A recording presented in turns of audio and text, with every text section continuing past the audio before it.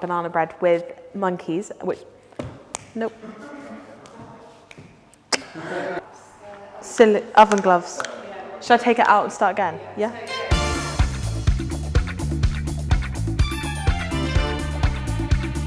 Hello everyone, my name's Livy and I'm back today, and today I'm going to be showing you kids how to make the ultimate banana bread. But as I'm sure you already know, we're going to first wash our hands.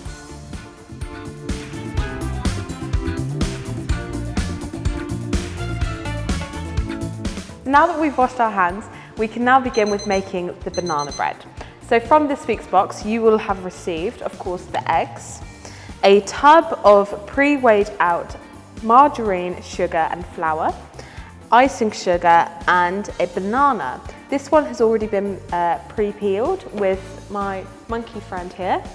And so now we can begin with getting it all ready. So first off, I'm going to take the pre-weighed out flour. I'm going to very carefully pour it into the bowl. And the reason why I'm doing this is so that the flour doesn't go everywhere. Okay, and then once we've done that, we are going to then get an egg, just one egg for this recipe. And we're going to crack it in here. And like last time, we are going to whisk it so that it's got a nice smooth consistency and makes a lighter cake.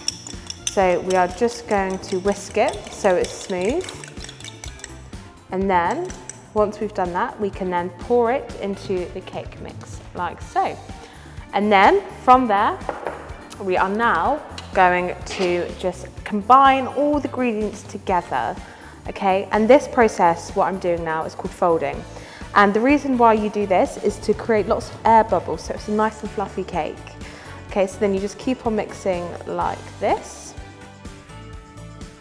Okay, and now once all the ingredients have been combined together like this, you just carry on, just get a few more edges done. So now that we have binded all the ingredients together and it's got a nice smooth consistency, we can now put the banana in. Okay, so we're just going to place the whole banana in like so, and I'm just going to use a fork and we're going to crush the banana on the side like this.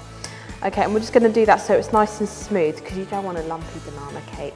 You want to get it all even so it works well into the cake batter. Okay, so once that's all smoothed down, we can now mix the two ingredients together and this will create the banana cake. And what you'll find here is when you're mixing it together, a really nice smell is coming along. It's a really nice like banana smell. It's lovely. So you just want to keep on mixing so it's really nice and moist, and just keep on going and working into that like this. Make sure you get all the ingredients around the edge as well. Brilliant. So now, once the ingredients have all combined together, you want to get your silver tin here, and we're going to pour all the banana cake ingredients into the cake tin. So we're just going to do this quite delicately, and we're just going to very gently pour it in like this. And once that's all poured in, you can then use a spatula. Spatulas are really good because they allow you to scrape in all the edges of the ingredients, so you can get all of the cake mix into the tin and just get all of that, so it's almost clean actually. Just want to pour that all in, and then we just want to make sure it gets all of the edges. So we're going to just doing that by getting the tip and just putting it all in the corners so it bakes evenly. You just want to make sure it's all nice and smooth and even. Okay, brilliant. So then it should like this, and yep, it smells banana-y. So now that we've got all the ingredients into our little cake tin, we're now going to put this in the oven. We're going to use our oven gloves and we're going to put this at the oven. It's going to be preheated at 180 degrees and gas mark 5.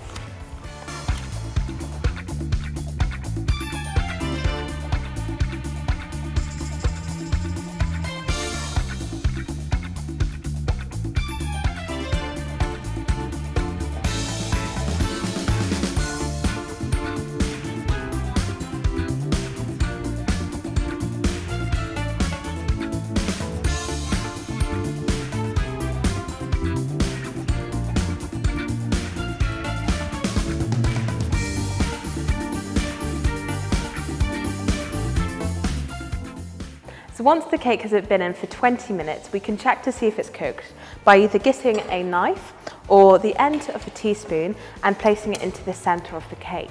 Before we do this, it's worth noting the cake tin is quite hot, so you'll either need your gloves or just to not touch it. So we do this and we get the knife and we put it right in the center. If it comes out clear, like it has now, you'll be able to see on both sides. So once we've left the cake now for 10 minutes to cool down, we then need to get a rack and some greasing paper so we can put the icing sugar on. So we place this at the base first. If you don't have any grease paper, it's fine, because you can either use normal paper, newspaper, or anything that will allow you to drizzle the icing sugar onto the cake.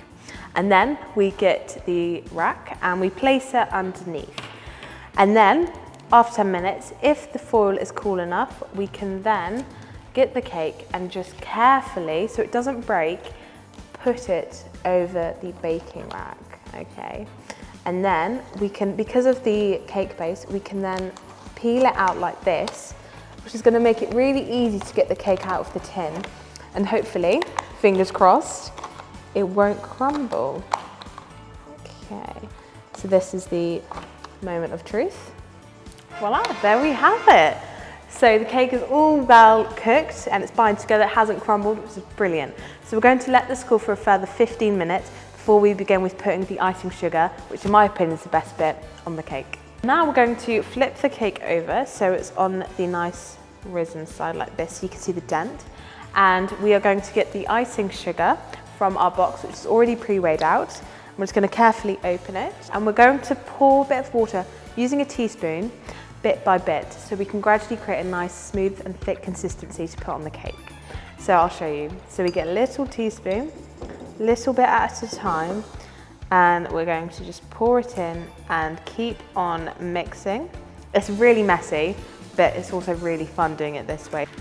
And then we're just gonna do a little bit more. It's really good if you use a jug because then you can just pour it in, but if you don't have one, don't worry, it's fine. So we're just gonna do that again. And as you can see, it's starting to create a nice thinner consistency. But it doesn't have to, you can have it quite thick, you can have it thin, however you like it and whatever preference you want. I'm gonna use about a third of a teaspoon this time. And once we've got a nice consistency, we can now drizzle it onto the banana cake, okay? So we take a little teaspoon and then we just go like this.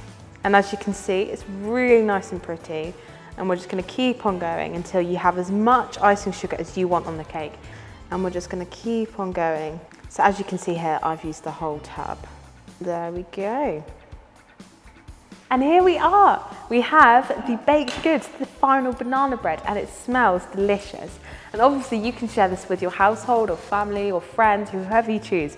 But obviously I'm going to be sharing this with, you've guessed it, Monkey. Do you want a slice? Okay, brilliant. So I'll cut you a slice of Monkey. Yeah, it's made of bananas, obviously his favorite. So here we go, Monkey. You can take some. There you go.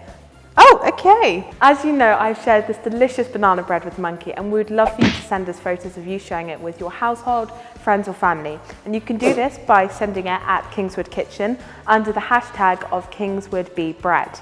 And with this, you'll be in for the chance of winning, as I'm sure you know, our Gruffalo Crumble cookbook with all delicious ingredients and recipes, and our family prize box with lots of goodies.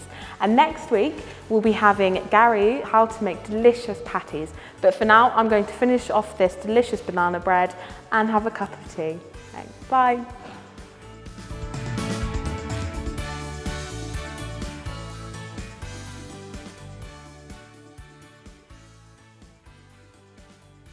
Good job.